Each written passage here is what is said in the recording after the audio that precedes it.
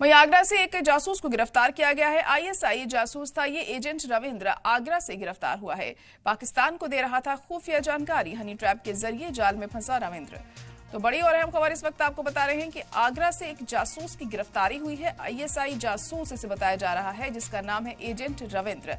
आगरा से इसे गिरफ्तार किया गया। पाकिस्तान को खुफिया जानकारी मुहैया करा रहा था ये शख्स।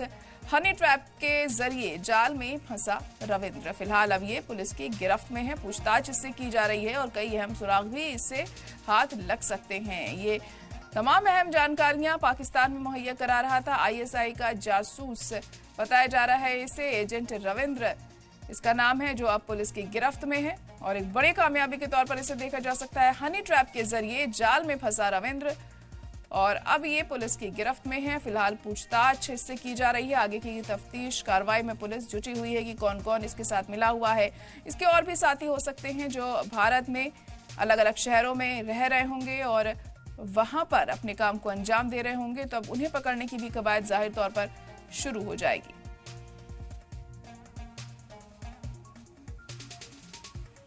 तो पाकिस्तान को ये तमाम जानकारियां मुहैया करा रहा था।